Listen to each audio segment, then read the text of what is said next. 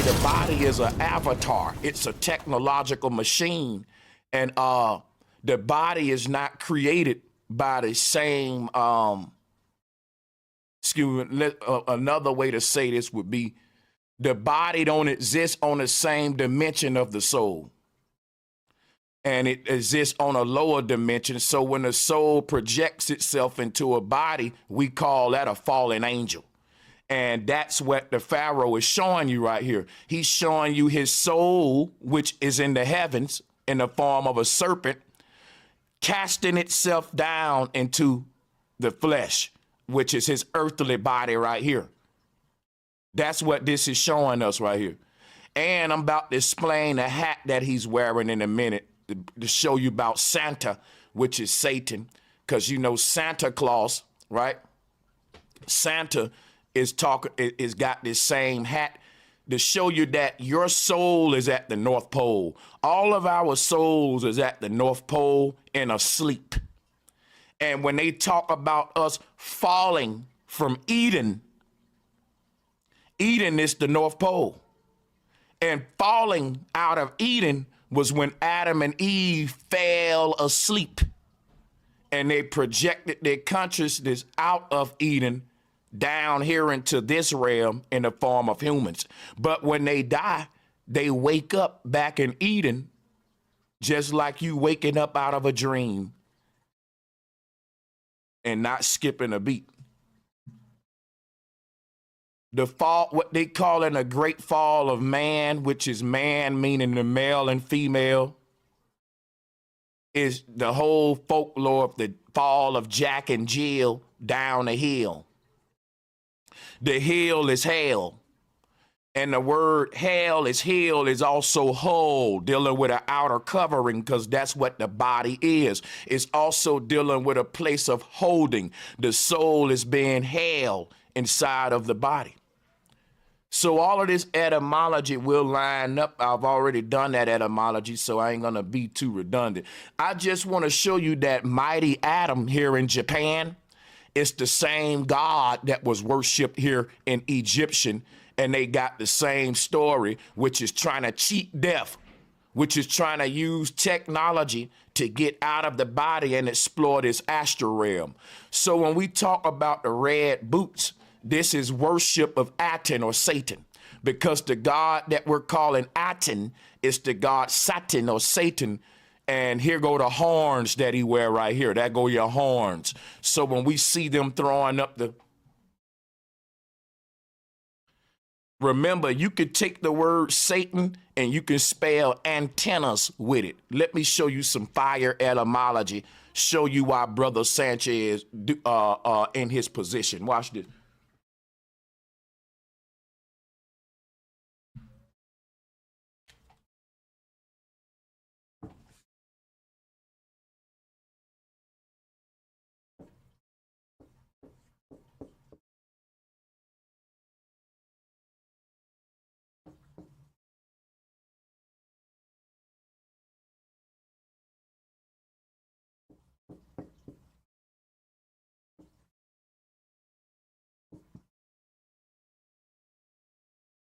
Bear with me.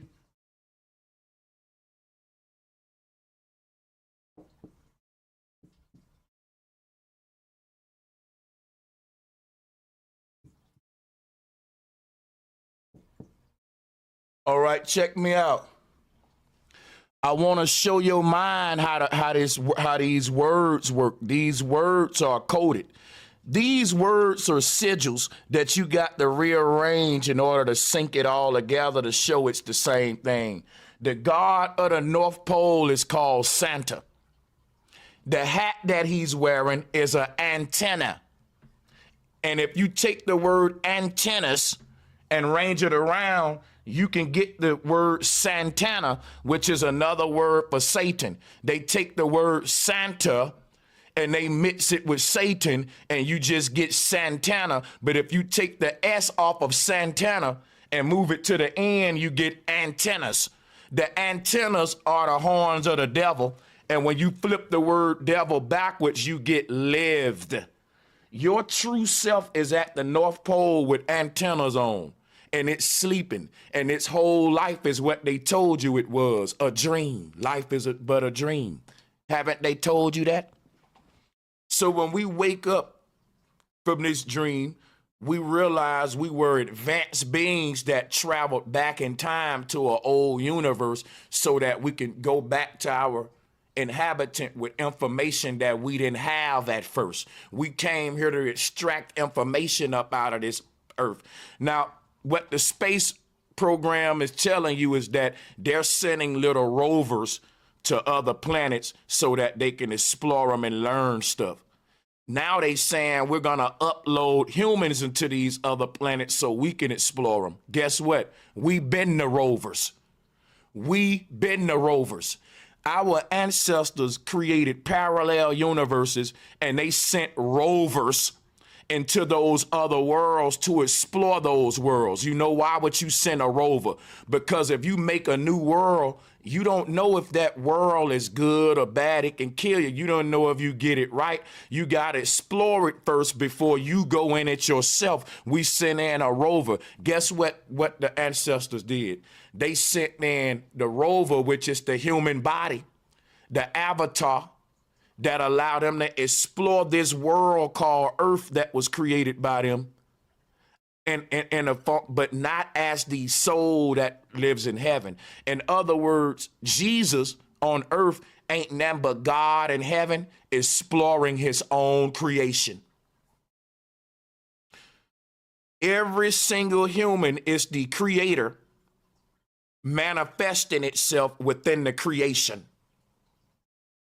And the creator is one singular entity that is having a plural experience in this underworld through each and every conscious being.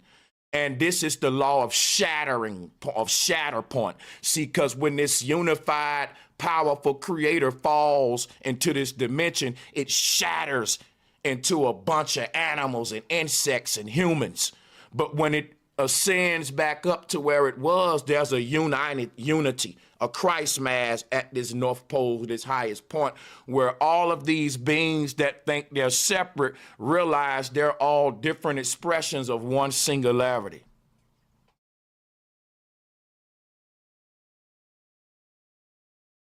Once we understand that, we then become just like that singularity, or we claim our inheritance, which is we're made in the image of God.